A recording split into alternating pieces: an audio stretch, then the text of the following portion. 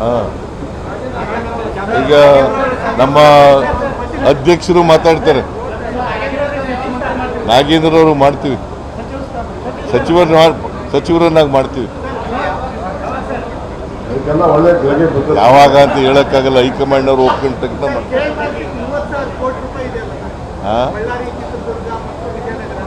ಇಲ್ಲಿ ಈಗ ನೋಡಪ್ಪ, ಆಮೇಲೆ ಹೇಳ್ತೀನಿ ತಳ್ಳಿ. ಲೀಗಲ್ ಆಗಿ ಸ್ವಲ್ಪ ಕೋರ್ಟಿಂದ ಕೆಲವು ಡಿಸಿಷನ್ಸ್ ಆಗಬೇಕು. ನಾವು ಪ್ರಸ್ತಾವನೆಯನ್ನು ಕಳಿಸಿದ್ದೀವಿ. ಈಗ ನಿಮ್ಗೊಂದು ಪ್ರಶ್ನೆ ಕೇಳಿದ್ರಿ ನನಗಾಗಲೇ, ಏನು ಸ್ಪೆಷಲ್ಲು ಅಂತ.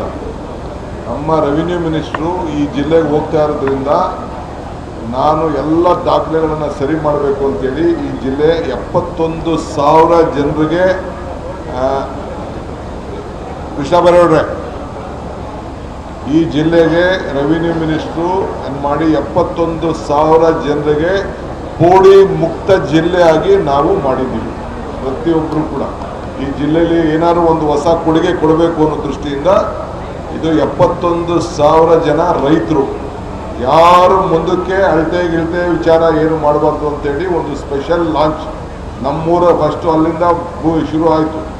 ಈಗ ಇದನ್ನು ತಗೊಳ್ಕೊಂಡು ಈ ಜಿಲ್ಲೆನೇ ಪೈಲಟ್ ತಗೊಳ್ಕೊಂಡು 71,000 ಜನಕ್ಕೆ ಎಲ್ಲರೂ ಕೂಡ ಪೋಡಿ ಮುಕ್ತ ಕೂಡ ಆಗಿದೆ. ಸೊ ಇದು ಸರ್ಕಾರಿ ಕಾರ್ಯಕ್ರಮ. ಅದು ಕೂಡ ಸಾರ್ವಜನಿಕರಿಗೆ, ಪಕ್ಷದ ಕಾರ್ಯಕರ್ತರಿಗೆ, ಯಾರು ನಮ್ಮ ಪಕ್ಷದಿಂದ ನಾಮಿನೇಷನ್ ಮಾಡಿದ್ದೀವಿ, ಪಕ್ಷ ತರಲಿಕ್ಕೆ, ಸರ್ಕಾರ ತರಲಿಕ್ಕೆ ಯಾರು ದುಡಿದಿದ್ರಿ ಎಲ್ಲರೂ ಕೂಡ ನಾವು ಇದಕ್ಕೆ ಆಹ್ವಾನವನ್ನು ಕೂಡ ಕೊಡ್ತಾ ಇದ್ವಿ. ಯಾರು ಬೇಕಾದ್ರೂ ಬರ್ಬೋದು ಅಂತೇಳಿ. ಸೊ ಪ್ರತಿ ತಾಲೂಕಿಂದ ಕೂಡ ಇಲ್ಲಿ ಪ್ರತಿನಿಧಿಗಳು ಬರಬೇಕು.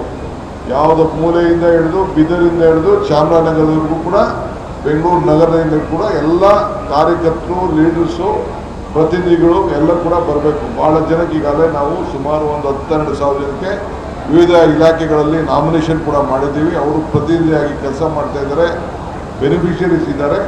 ಎಲ್ಲರೂ ಕೂಡ ನಾವು ಆಹ್ವಾನವನ್ನು ನಾವು ಕೊಡ್ತಾ ಇದ್ದೀವಿ. ಅದಕ್ಕೆ ಮುಖ್ಯಮಂತ್ರಿಗಳು ನಾವು 3